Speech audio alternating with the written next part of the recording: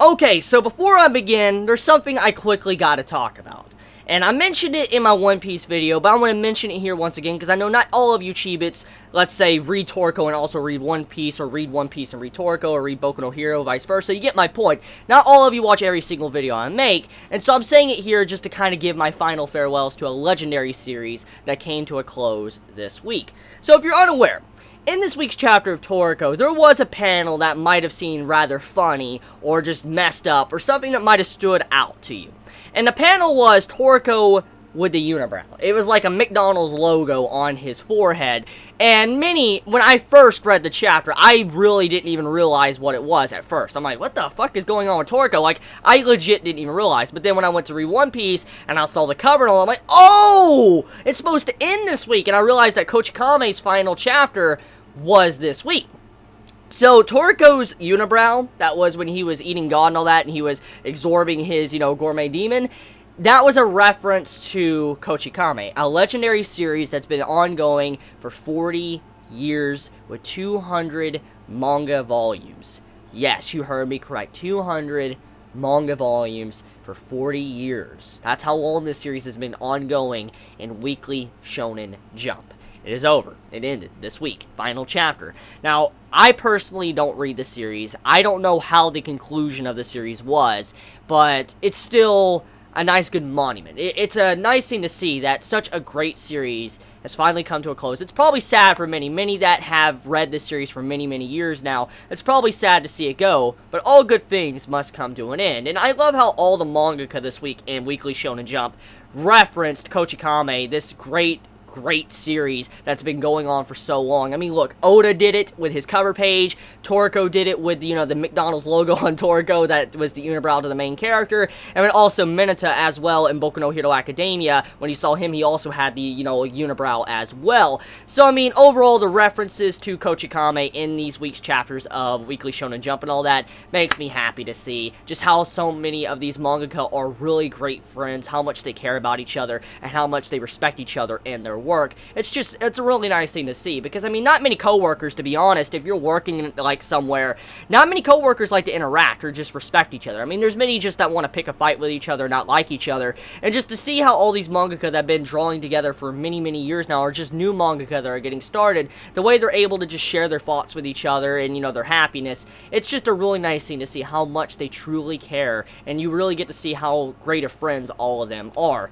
So that's enough for that. I just wanted to give my final farewells to Kochikame. Even though I don't read the series, I just wanted to give respect to a series that is a very long-running series that's been going on for 40 years. So anyways, let's dive into the Toriko review. Okay, so instantly, the third demon. The third demon is what I want to talk about. And it took me about 3 read-throughs to really realize what was going on in that panel. So, if you all remember, when the Red got eaten, okay? He let himself get eaten by Toriko, and then Toriko got his power-up. You see inside of Toriko, you see his other demons. You see Blue, and then you see Wings inside of Toriko's mind. And you have it to where Blue's happy and all that, the ogre didn't fuck up. And then you see Wings behind him laying down, and it looks like he's whirling around a hand. At first glance, when I first was reading the chapter, I gotta be honest, when I first read it, I thought it was Wings just waving, like just saying bye to, Red, just saying like bye, you have a good time and all that. I felt like that's what it was going on there. Then on my reread, I noticed that there was something off about the way the hand looked. I'm like, what the fuck is this? And then it dawned on me that a while back, if you remember, when Wings popped up and Toriko was going unconscious and, they were on top of God, Wings ate Akasia's hand. Literally ate his hand. And in this chapter, you see a hand swirling around and Wings is just, like, moving it around. I felt like, what I think that is Akasia's hand that Wings is literally flopping around waving goodbye with. That is some fucked up comedy. That is some really dark and fucked up comedy. Wings flapping around Akasia's hand like, bye, Red! That's just good. That's pretty freaking good. So, I feel like that's what that was actually was. I felt like that hand most likely was Acacia and what Wings ate a couple chapters ago. But I could be wrong. It could be him just moving his hand really fast. But it felt like that was definitely Acacia's hand that Wings was moving around. So let's talk about what this chapter really was. For one, it answers a question that we've been asking for a couple chapters now. Who is the parents of Toriko and Star? Now, we've already kind of understood who it was. At first, we thought it was Midora, but then it was implied that it was, Acacia's children. And now we know the truth, what really happened, how Toriko and Star are here to this day, and why they're not just 500 years old, and also why, or how they're brothers. So, Toriko and Star are, in fact, definitely brothers now. Completely confirmed now in this chapter. But on top of that, we're gonna find out that Frosch actually took out her placenta inside of her, which is kind of nasty. A little bit of the details are a little bit nasty, gotta admit. It's pretty disgusting. She ripped out her placenta, and she put it in a back channel for 500 years to where, it would be hidden. For instance, her children would be hidden from Acacia and everybody else, and eventually when they finally got out, they were born. Toriko and Star were born. Now, from the interaction we get, we now know that it is confirmed Toriko and Star are the children of Acacia, but this is the thing. Acacia doesn't give a shit at all. He has no care at all for his children. He only wanted a chef, but now that he knows that, Toriko isn't a chef, he's just, someone else, he doesn't care about him and he's trying to kill him. So I guess there goes the happy father and son reunion. I mean, he doesn't even give a shit about his son. So yeah, I mean, Toriko and Star, they're confirmed to be brothers, and they're confirmed now to be the children of Acacia. Pretty good stuff when it came to that information chapter. A little bit weird, especially when it came to the placenta stuff, but overall, good information we got. And then, carrying on, we get to see Toriko actually seeing something that is the first time we've all have seen.